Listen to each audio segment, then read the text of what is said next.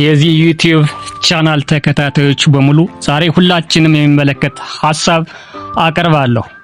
እሱም የአስተሳሰብ መልሶ መዋቅር ወይንም ኮግኒቲቭ ሪስትራክቸሪንግ የሚለውን ሐሳብ ለማቅረብ ሞክራለሁ።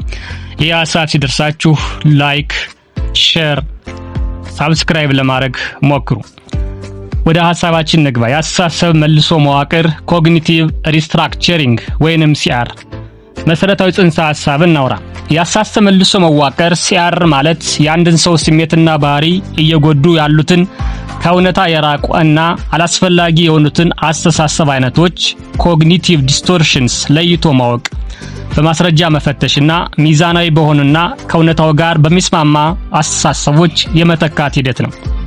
ይህ ቴክኒክ የኮግኒቲቭ ቢሄቪየራል ቴራፒ ወይንም ሲቢቲ ዋነኛ አካል ሲሆን በብዙ ሳይንሳዊ ጥናቶች ለድብርት፣ ለጭንቀት መታወክ፣ ለድህረ ጭንቀት ዲስኦርደር፣ ፖስት ትራውማቲክ ስትረስ ዲስኦርደር፣ ከልክ ላለፈ አስገዳጅ ሐሳቦች ዲስኦርደር፣ ኦብሰሲቭ ኮምፕልሲቭ ዲስኦርደር፣ ለአመጋገብ ችግርና ለሌሎችም ሁኔታዎች ውጤታማ ሕክምና መሆኑ የተረጋገጠ ነው።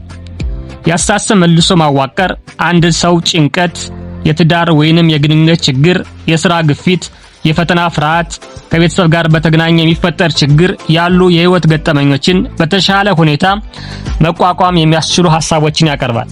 ሰው በየቀኑ ከ50,000 እስከ 70,000 የሚገመቱ ሐሳቦችን በአእምሮ ያስባል።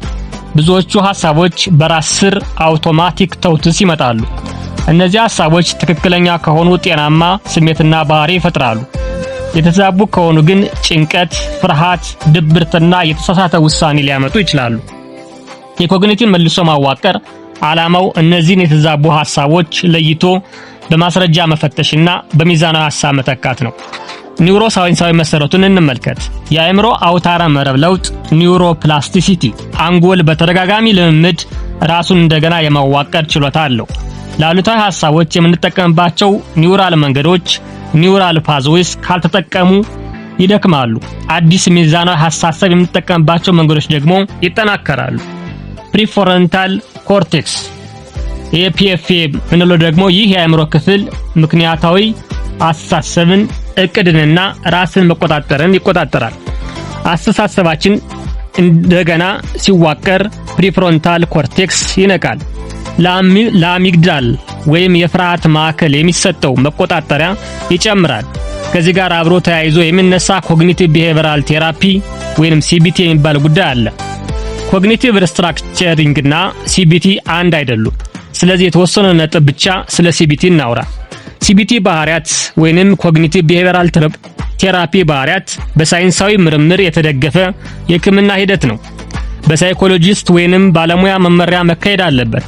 ደረጃ በደረጃ የተዋቀረ ፕሮግራም አለው ማለት ነው። ማን ስንል ሲቢቲ ስንል ኮግኒቲቭ ሪስትራክቸሪንግ በምንልበት ጊዜ ግን ይህ ግን በሕክምና ውጭም ሰዎች ለራሳቸው ያስተሳሰብ ልማት ለውጥና የውስጥ ጥንካሬ ለመገንባት ሊጠቀሙበት ይችላሉ። የሲቢቲ መስራች የሆኑት የስነ ልቦና ሐኪም አሮን ቲቤክ እንደገለጹት ሰዎችን የሚያስጨንቃቸው ክስተቱ ራሱ ሳይሆን ክስተቱን የሚተረጉሙበት መንገድ ነው። ይህንን በምሳሌዎች ለማስረዳት እንሞክር። ሁሉም ወይንም ምንም all or nothing distortion ይህ መዛባት ነገሮች ፍጹም ጥቁር ናቸው ወይንም ፍጹም ነጭ ናቸው ብሎ መፈረጅ፣ መካከለኛ ሁኔታ ወይም ሌላ የተለየ አስተሳሰብን አለመቀበል፣ ፍጹምና ካልሆነ ሙሉ ሽንፈት ነው ብሎ ማሰብ። ለዚህ የሚስማሙ የተወሰነ ምሳሌ እናንሳ። ፈተና ተፈትናችሁ እንበል። ከመቶ አንድ ቢሳት ሙሉ በሙሉ ወድቄያለሁ ብሎ መደምደም፣ 100 ወይንም 0 ብቻ የሚል ድምዳሜ መኖር። አንደኛው ይሄ ዲስቶርሽን አይነት ነው ማለት ነው። ሌላኛው ከልክ ያለፈ ደምዳሚነት ኦቨር ጀነራላይዜሽን ዲስቶርሽን፣ አንድ ነጠላ አሉታዊ ክስተት ሁልጊዜም እንደሚደገም መደምደም፣ እንደ ሁሌም ወይንም በፍጹም ያሉ ቃላትን መጠቀም። ጓደኛዬ ዛሬ ቀጠሮ ሰርዞብኛል፣ ማንም ሰው አይፈልገኝም፣ ማክሰኞ ቀን ስራ ቢበላሽ ማክሰኞ ክፍሌ አይደለም ብሎ መደምደም። ይህ አይነት ዲስቶርሽንም ይኖራል ማለት ነው። ሌላ ነገሮችን ወደ ሰቆቃነት መቀየር ካታስትሮፋይዚንግ ዲስቶርሽን፣ ለትንሽ ነገር እንኳን እጅግ የከፋውን ውጤት መገመትና ማስረጃ ባይኖርም እንደ እርግጠኛ መቁጠር። አለቃዬ ኢሜልን መልስ አልጻፈም ማለት ሊያባርረኝ ነው፣ ስራ አጥ ሆናለሁ ብሎ መደምደም። ስሜታዊነት የበዛበት እሳቤ ኢሞሽናል ሪዝኒንግ ዲስቶርሽን፣ አንድ ስሜት ስለተሰማን ብቻ እውነቱ ነው ብሎ ማመን። የጥፋተኝነት ስሜት ይሰማኛል ስለዚህ መጥፎ ሰው ነኝ ብሎ ማመን። አንድ ነገር ከሚገባው በላይ ማጉላት ወይንም ከሚገባው በታች ማሳነስ። ይሄ ደግሞ ማግኒፊኬሽን ወይንም ሚኒማይዜሽን ዲስቶርሽን እንላለን። ስህተቶችን ማጋነን፣ ጥንካሬዎችን ወይም መልካም ነገሮችን ደግሞ አቃሎ ማየት። የሆነ ዝግጅት ላይ ንግግሮችን ያደረክ የተወሰኑ ቃላቶች ላይ መንተባተብ ቢከሰት አሳፋሪ ውድቀት እንደነበረ መቁጠር። ሌሎችን የቀሩ አስደናቂ ደቂቃዎችን ሙሉ በሙሉ ችላ ማለት። ሌላኛው ማጣሪያ ወይንም ሜንታል ፊልተር ዲስቶርሽን። አንዱን አለታዊ ዝርዝር በማንሳት ሌሎች ጉዳዮችን ግን በጭፍኑ መተው።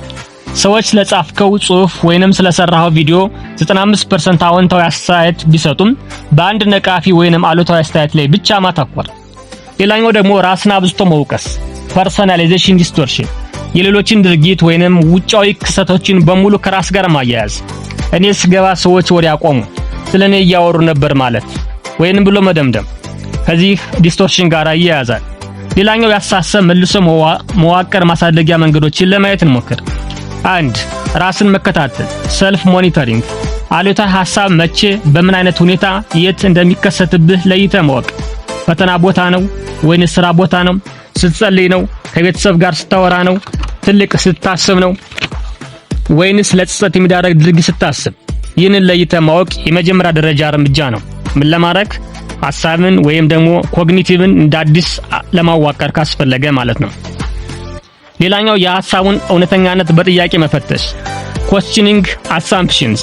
ራስን እንዲህ ብለህ ጠይቀው፣ ይህ ሐሳብ በእውነታ ላይ የተመሰረተ ነው ወይንስ ፍርሃት የወለደው? ለፍርሃቱ ረጂ ወይንም ተቃራኒ የሆነ ማስረጃ አለ? ለዚህ ፍርሃት ሌላ ምክንያት ሊኖር ይችላል? ይህ ሶክራቲክ questioning ይባላል። ሌላኛው ማስረጃ ሰብስብ gathering evidence። ስሜት ብቻውን እውነት ይሆናል ብሎ መጠበቅ ሞኝነት ነው። ነገር ግን ስሜትንም ችላ ማለት ግን አስፈላጊ አይደለም። ስሜትና ተጨባጭ ዓለም መረጃና በማስረጃ የሚደገፉበትን ወይንም የሚቃረኑበትን መፈለግ ግዴታ ነው። ሁሉም ይጠሉኛል የሚል ስሜት ቢሰማህ ማን፣ ለምን፣ እንዴት በል። የሚወደኝስ ማን ነው በል። ሌላም ተጨማሪ መረጃ ካለ ፈልግ። አራተኛው ጥቅምና ጉዳትን መመዘን ኮስት ቤኔፊት አናሊሲስ። ይህ ሐሳብ ለኔ ምን ይጠቅመኛል፣ ምን ያህል ጉዳት አለው ብለህ መዝን። ለምሳሌ እኔ ደካማ ነኝ ብትል ጥቅሙ ምንድነው? ምንም። ጉዳቱስ? ጭንቀት፣ ድብርት፣ በራስ መተማመን መቀነስ። ስለዚህ እነዚህ ሁለቱም መመዘን። ሌላኛው አምስተኛው አማራጭ ሐሳብ መፍጠር ጀነሬቲንግ ኦልተርናቲቭስ። አሮጌውን ሐሳብ በአዲስ ሐሳብ ቀይር። አሉታዊ ሐሳብ ምንም አልረባም። አማራጭ ሐሳብ ሁሉም ሰው ጥንካሬና ድክመት አለው። እኔም ብዙ ጥሩ ችሎታዎች አሉኝ፣ አንዳንዶቹን ገና እያዳበርኩ ነው በል። አማራጭ ሐሳብ ስንፈጥር የሚከተሉትን መርሆች እንከተል። እውነታውን መሰረት ያደረገ ይሁን፣ ማስረጃ ያለው ይሁን፣ ተስፋ ሰጪ ይሁን፣ ግን ከእውነታ የራቀ ይሁን፣ ራስን የሚያበረታታ ይሁን፣ የመፍትሄ አቅጣጫ ያሳይ። ሌላኛው ስድስተኛው አዎንታዊ ማረጋገጫ ፖዚቲቭ ሰልፍ ቶክ። እማራለሁ በል ለራስህ። ስህተት አንዱ የመማር ክፍል ነው በል ለራስህ። እየተሻሻልኩ ነው በለው ለራስህ በየቀኑ። ይህ የአንጎልን አዳዲስ የነርቭ መስመሮች እንዲጠናከሩ ይረዳል። ሌላኛው ሰባተኛው ማይንድፉልነስ የአሁኑን ጊዜ ብቻ መኖር፣ የሚመጣውን ነገር አለመፍራት፣ አእምሮን ከውጥረት ይልቅ በማስተንፈስ ላይ ማተኮር። ስምንተኛው ሪላክሴሽን ቴክኒክ መጠቀም፣ በጥልቀት መተንፈስ፣ ማንሰላሰል፣ እንቅስቃሴ ማድረግ። ዘጠነኛው የባለሙያ ድጋፍ ወይንም ፕሮፌሽናል ሄልፕ። ነገሮች የሚከብዱ ከሆነ፣ የዕለት ተዕለት ኑሮን የሚያስተጓጉል ከሆነ፣ በአደጋ ምክንያት የመጣ ከሆነ ባለሙያን ማማከር አስፈላጊ ነው። ይህን ሐሳብ ጠቅለል ስናደርገው 3 እናገኛለን። አንደኛው ካች ያዝ፣ አሉታዊን ሐሳብ መያዝ፣ ሁኔታውን መለየት። ሁለተኛው ቼክ አረጋግጥ፣ የሚደግፈውን ማስረጃ ምንድነው? የሚቃረነውስ? ሌላ ምን ማብራሪያ ልፈልግ? የከፋ ነገር ቢመጣስ ልቋቋመው እንዴት እችላለሁ? ይህ ሐሳብ የትኛውን ያሳሰብ መዛባት ይዟል ብለህ ሐሳቡን በማስረጃ ለማረጋገጥ ጣር። ሶስተኛው ቀይር ቼንጅ፣ ሚዛናዊ አስተሳሰብ መፍጠር፣ የአስተሳሰብ መልሶ መዋቅር ማሳደጊያ መንገዶች ናቸው። የዚህን ሐሳብ ዋና ዋና ጥቅሞች ለማስቀመጥ ልሞክር። ድብርትን፣ ጭንቀትን ይቀንሳል፣ በራስ መተማመንን ያሳድጋል፣ የግንኙነት ጥራትን ያሻሽላል፣ ችግር መፍታትን ችሎታን ያሳድጋል፣ አእምሮን በተለያየ መንገድ የሚረዳበትን ያሳድጋል ወይም ከፍ ያደርጋል። የዚህ ሐሳብ ዋነኛ መልእክት ምንድነው ካልነ ሁኔታዎችን በቀጥታ ስሜታችንን አይወስኑትም። ሁኔታዎችን የምንተረጉምበት መንገድ ስሜታችንንና ባህሪያችንን ይወስናል። ስለዚህ ሐሳባችንን በማስረጃ በምክንያታዊ አስተሳሰብና በሚዛናዊ እይታ መፈተሽ የአእምሮ ጤናን ለማሻሻል፣ ጭንቀትን ለመቀነስና በየቀኑ ውሳኔዎችን በጥራት ለመውሰድ በጣም ጠቃሚ የሳይንስ መሳሪያ ነው ማለት ነው። ይህ ሐሳብ ሁላችንን የሚመለከት ሐሳብ ነው። ሐሳቡ የሚጠቅማችሁ ከሆነ ሼር፣ ሳብስክራይብ፣ ላይክ አድርጉት። ላለሁ አመሰግናለሁ።